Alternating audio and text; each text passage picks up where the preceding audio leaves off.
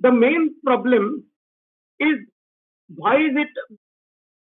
Because the anti-Aryan invasion theory side, that is the Hindu side, let us say in short, they think that only by showing that the Rig Veda goes back to beyond 2000 BC, because according to the theory, the Aryans entered India after 2000 BC.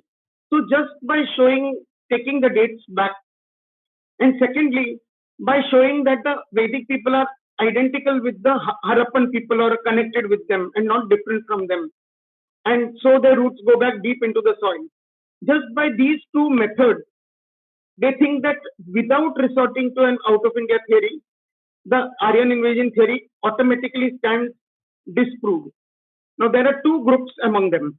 The first group is only concerned with showing that, these people said Aryans were nomads.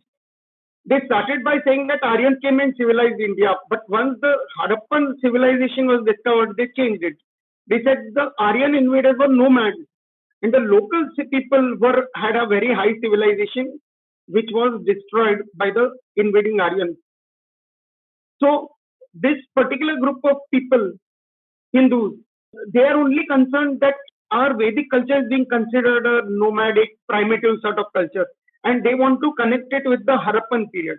They have no objection to the Aryan invasion theory as such. So they are willing to say Aryans may have come to India, but that was before the Harappan period. The Harappan people were Aryans. Before that, they may have come from outside. So they are indifferent to this debate. The second group totally regrets the idea of Aryan immigration, and this is the crucial point. They don't realize that this whole thing is not about architectural, archaeological sites, or about what books say, or about genetics and things. It is about language. It is only about language, which is why it is a purely linguistic issue. Before the linguists brought up this Aryan theory, no one had even suspected all this. But these Hindus reject the idea. They say, how can you say that some Indian languages of North India are related to European languages, but not related to the languages of South India? That is the way they look at it.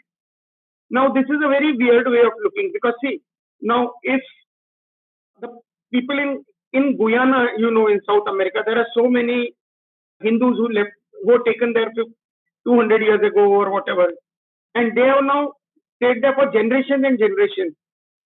And many of them went from UP and Bihar. So when we examine their history, we will say they went from UP and Bihar.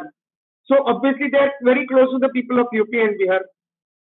Then suppose some nationalist says, you mean to say that UP Bihar people are closer to these Guyana people than they are to people from Maharashtra? That is against our national unity, which is very foolish, because see, it is a fact that they went from UP Bihar. Now, if you have some relatives staying in America since generations, they will still be your relatives. You are still connected with them by blood. It doesn't mean you are cut off from other Indians who are still living in India. But that is the foolish way in which people oppose this. They want to say that there is no distinction between Aryan and Dravidian languages, because then automatically they feel that it divides India, which is a wrong.